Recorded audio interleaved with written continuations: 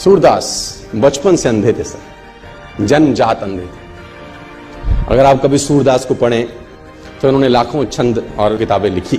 आपको जान के हैरानी हो जाएगी कि जन्मजात अंधे थे, दिखता नहीं था बचपन। तो घर वालों ने निकाल दिया था, घर वालों ने निकाल दिया, एक पीपल के पेड़ के नीचे रहने लगे। और भगवान कृष्ण में भक्ति थी तो गाना वाना गाते थे, उनके भजन वजन गाते थे। तो मथुरा आगरा हाईवे के ऊपर मंदिर है बहुत सारे, अगर आप कभी गए हो तो, है ना। Have you ever been to those temples? Mathura Agra highway है ना, वहाँ कृष्ण जी के बहुत सारे मंदिर हैं। वहां पर गुलाब के फूलों की माला मिलती है, जहां आपने देखे होंगे, है ना। Have you ever been? आप में से कोई गया है ना, गए हैं ना आप लोग? तो वो पीपल के पेड़ के नीचे बैठे रहते थे और वहां भजन गाते थे। तो किसी गुरु ने उनको बोला कि तू मंदिर जा, वहां गा। तो उसने बोला ठीक है। तो चला जाता था मंदिर में, भगवान कृष्ण के भजन गाता था, मस्त गाता था, ना दिखता था ना भगवान को कभी देखा था, लेकिन कल्पना के अंदर। और इतिहासकार ये बोलते हैं कि 1500वीं शताब्दी में इनका जन्म हुआ, 1535 के आसपास, if I am not wrong. आज से 500-600 वर्ष पहले ये इस धरती पे आए, मथुरा में रहे और भगवान के भजन गाते थे। और इतिहासकार ये कहते हैं कि इनको भगवान के दर्शन होते थे। भगवान कृष्ण जब ये भजन गाते थे, इनका भजन सुनने के लिए आते थे।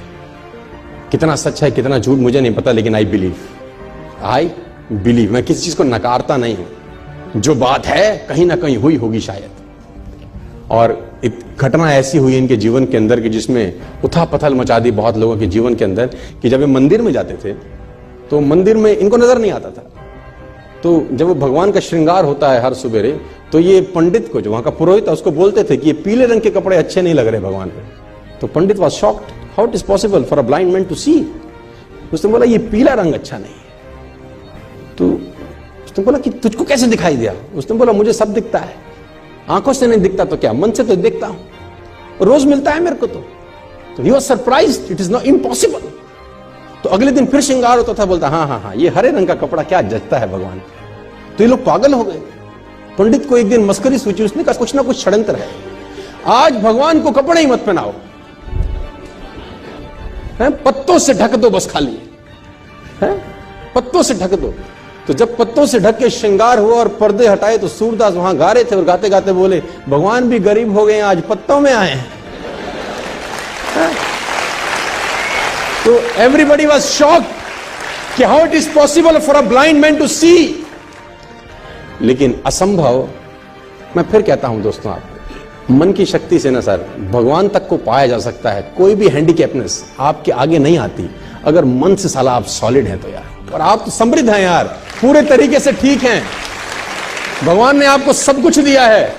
एक आदमी ने कहा मैं बहुत गरीब हूं, तो मैंने कहा एक आंख निकाल दे 50 लाख देता हूं।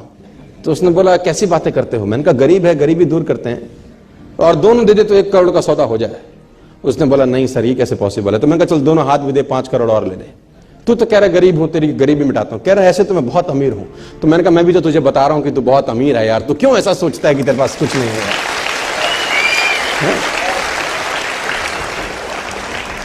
और भगवान ने सूरदास को दर्शन किए। आप सूरदास के बारे में पढ़ें, छंद पढ़ें तो आपके रोंगटे खड़े हो जाएंगे। कुएं में नहाते नहाते गिर गए, कहते हैं एक दफा। जब कुएं में नहाते हुए गिरे, अंधे थे, नजर नहीं आता था, तो पानी में गिर गए। तो भगवान को हाथ जोड़े कि निकालो प्रभु। तो कहते हैं कि भगवान छोटे से रूप लेके उनको बाहर निकालने आए। और जब बाहर निकाला तो इनके जीवन की अद्भुत घटना है। तो हाथ पकड़ा हुआ था भगवान, तो इन्होंने जैसे वो हाथ का स्पर्श किया, इनको समझ में आ गया कि आज आदमी आ गया है। जो अब तक सिर्फ ख्वाब में दिखता था वो आज आ गया। तो उसने कस के पकड़ लिया, वो समझ में आ गया कि आज हाथ मौका लगा, आज मत छोड़। तो कहते हैं भगवान ने झटके से हाथ छुड़ा दिया। तो सूरदास का एक बहुत बेहतर दोहा है सर, अपने साथ लेके जाना, खतरनाक दोहा है।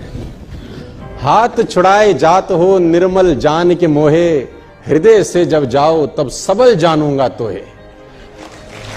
है ना, हाथ छुड़ा के तो जा सकते हो, है ना, आज मैं कमजोर हूं तो हाथ को झटक सकते हो, लेकिन दिल से निकल जाओ तब मानूंगा कि कुछ हो।